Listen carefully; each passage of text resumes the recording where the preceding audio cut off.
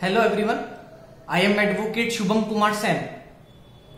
Telegram पे बहुत से साथियों की मैसेज आ रहे हैं कि सर हमने आरटीआई लगाई थी, और मैं आप सभी को बता देना चाहता हूं ये जिन्होंने भी आरटीआई लगाई थी वो सभी ऐसे कैंडिडेट्स थे जिनको ये पूर्ण विश्वास था कि हमारा एफिशिएंसी टेस्ट, टाइपिंग टेस्ट बहुत अच्छा हुआ है, लेकिन फिर भी हम पास नहीं हो पाए।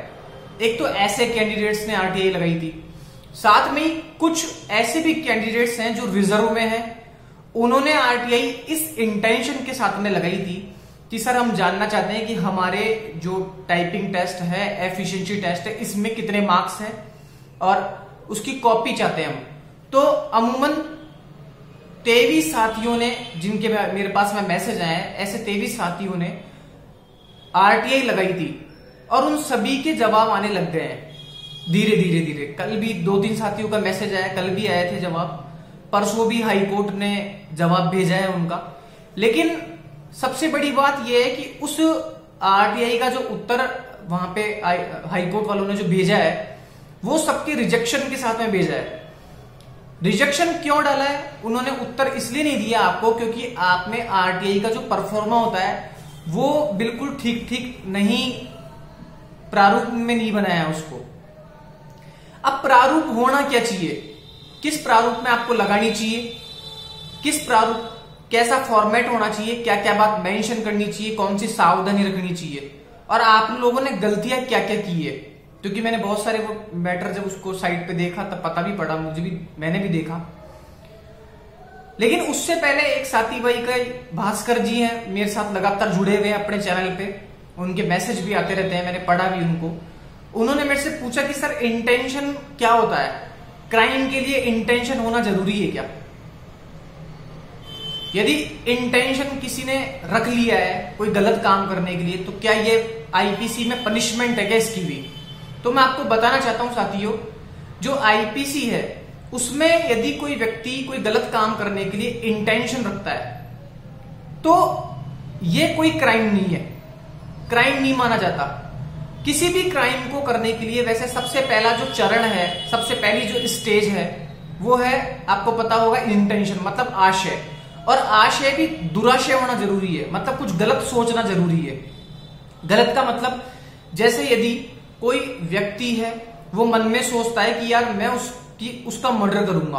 अब यदि उसने मर्डर करने का सोच लिया, लेकिन सोचने के बाद में भी यदि उसने अंजाम नहीं दिया या कोई तैयारी नहीं की, बस दुराशय रख रखा है, इंटेंशन है उसका करने का, तो ऐसी स्थिति में ये पनिशमेंट नहीं है। यदि पुलिस को ध्यान में भी आता है कि इसका व्यक्ति का दुराशय है, इंटेंशन ऐसा है किसी को क्षति पहुंचाने का, तो यह क्राइम नहीं माना जाता। लेकिन इसका एक एक्सेप्शन है। एक्सेप्शन क्या है? जो क्रिमिनल कॉन्सिक्वेंसी है, मतलब आपराधिक षड्यंत्र, जिसे आईपीसी सेक्शन 120A 120B में दर्शाया गया है, वो इसका एक्सेप्शन है। उन मामलों में यदि कोई व्यक्ति इंटेंशन भी रख लेता है ना तो वो भी क्राइम है और उसमें बकायदा सजा का भी प्रावधान है। यदि कोई 3-4 व्यक्ति आपराधिक षड्यंत्र रखते हैं किसी का मर्डर करने का, तो ये है 120A के अंतर्गत अपराध है, ये क्राइम है। इसमें उतनी सजा हो सकती है जैसा उसने अपराध करने का सोचा है, और उसके अलावा कोई छोटा मोटा अपराध करने का सोचा है तो मिनिमम 6 माह तक की तो सजा हो सकती है। खैर, बात करते हैं आरटीआई का उत्तर आपका क्यों नहीं आया, आपको आरटीआई किस परफॉर्मे में लगानी चाहिए, कौन सा परफॉर्मा होना चाहिए। तो राजस्थान हाईकोर्ट जो रूल्स है इसमें आरटीआई लगाने का प्रावधान 2006 रूल्स में बताया गया है। जैसे अपन और विभाग है राजस्थान सरकार के, उसमें राइट टू इंफॉर्मेशन एक्ट 2005 के तहत आरटीआई लगा के भेज देते हैं, फॉर्म पे लिखा होता है ऊपर ही पर। लेकिन जब आप हाईकोर्ट में आरटीआई लगाओगे ना तो उस आरटीआई में यह लिखा होना चाहिए, मैं बता देता हूं आपको, राजस्थान सूचना का अधिकार उच्च न्यायालय एवं अधीनस्थ न्यायालय नियम 2006, इसके तहत आपकी आरटीआई लगेगी। तो जो फॉर्म नंबर है उसके ऊपर ये लिखा हुआ होना चाहिए स्पष्ट रूप से। दूसरा, फॉर्म नंबर कौन सा होना चाहिए? तो फॉर्म नंबर होना चाहिए A। आप जब हाई कोर्ट की साइट पे जाओगे, आरटीआई में कॉलम में जाओगे तो form number A, B, C, D दिया हुआ है। तो फॉर्म नंबर जो A है उसको डाउनलोड कीजिए, उसी फॉर्मेट में आरटीआई को भेजना है आपको। अब बात आती है आरटीआई को संबोधित किस नाम से किया जाए, मतलब वो जो प्राधिकारी है आरटीआई देने के लिए, क्योंकि जितनी भी आरटीआई मैंने देखी सबने गलत मेंशन कर रखा था, तो इसलिए आरटीआई का उत्तर नहीं आया। आप लोग लिखेंगे क्या आरटीआई लगाते समय, मतलब जो प्राधिकारी है वो लिखेंगे आप राज्य जन सूचना अधिकारी, राजस्थान हाई कोर्ट जोधपुर, इस नाम से आपको आरटीआई लगानी है जब भी आपके पास में आरटीआई का उत्तर आएगा। साथ में ये एक सबसे बड़ी मिस्टेक जो हुई है ना, आप सभी लोगों ने पता है कितने रुपए वाला पोस्टल ऑर्डर लगाया है, 10 रुपए वाला पोस्टल ऑर्डर लगाया आपने, जबकि हाई कोर्ट का जो प्रोविजन है बिल्कुल सही बात है, 10 रुपए का जो पोस्टल ऑर्डर है राजस्थान सरकार के अन्य विभागों में चल जाता है, लेकिन जो हाई कोर्ट है उसमें 50 रुपए का पोस्टल ऑर्डर लगता है। स्पष्ट रूप से लिखा भी है, प्रार्थना पत्र के साथ में 50 रुपए का पोस्टल ऑर्डर अंकित करना चाहिए। तो ये ध्यान में रखना आप। एक तो फॉर्म नंबर 1 राजस्थान उच्च न्यायालय अधीनस्थ न्यायालय 2006 के तहत लगेगी, पोस्टल ऑर्डर 50 रुपए वाला होगा, और जो प्राधिकारी है किस नाम से आप आरटीआई लगाएंगे तो राज्य जन सूचना अधिकारी राजस्थान हाईकोर्ट जोधपुर के नाम से संबोधित होगी, ये ध्यान रखिएगा।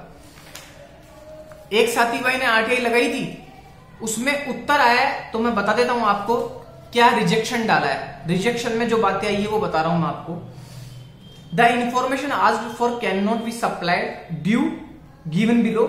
फर्स्ट पॉइंट है application is not prescribed form a as prescribed under Rajasthan right to information high court and subordinate courts rules 2006, मतलब फॉर्म ए में लगानी चाहिए आपको 2006 वाले रूल्स के तहत।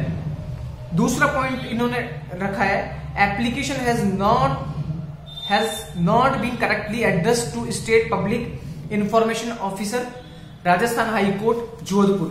मैंने बता दिया आपको, राज्य जन सूचना अधिकारी राजस्थान हाई कोर्ट के नाम से लगेगी जो आरटीआई लगाएंगे आप। थर्ड पॉइंट में लिख रखा है, थर्ड पॉइंट में वही है non judicial stamp bankers cheque demand draft postal order ₹50 has not been enclosed with the application. 50 रुपए का आपने पोस्टल ऑर्डर नहीं लगाया होगा, इसलिए वो रिजेक्ट हो गई। तो इस तरह से यदि आप आरटीआई लगाने का वापस विचार कर रहे हैं, क्योंकि पहले भी मैंने आपको बताया था, बहुत सारे लोग जब मैंने आरटीआई के लिए बोला था तो कुछ लोग कह रहे थे कि आपके आरटीआई का उत्तर आने से पहले तो ये जो कैंडिडेट्स के नंबर ही आ जाएंगे, मार्क्स अपलोड हो जाएंगे, और अभी तक भी मार्क्स अपलोड नहीं हुए। तो यदि आप फिर भी अभी भी विचार कर रहे हैं, आपको पूर्ण विश्वास है आप पे कि नहीं मेरे साथ में गलत हुआ है, मेरे नंबर काउंट नहीं हो पाए, तो बिल्कुल आप आरटीआई लगाइए, इस तरह से लगाइए। मैंने आपको प्रारूप बता दिया है, आरटीआई जो हाई कोर्ट की साइट है वहां से फॉर्म डाउनलोड कीजिए, उसमें सब चीज लिखी हुई है, प्रोविजन लिखे हुए, उस अनुसार लगाइए। और जो भी आपको चाहिए, मार्क्स कितने आए, आपकी कॉपी, जो एफिशिएंसी टेस्ट दिया उसकी कॉपी, जो भी आप चाहिए उसमें मेंशन कीजिए, जरूर आपको उत्तर दिया जाएगा। मिलते हैं एक अगले वीडियो के साथ में। फिर भी आरटीआई से संबंधित या अन्य किसी विषय संबंधित आपको कोई समस्या हो तो आप कमेंट कीजिए। धन्यवाद।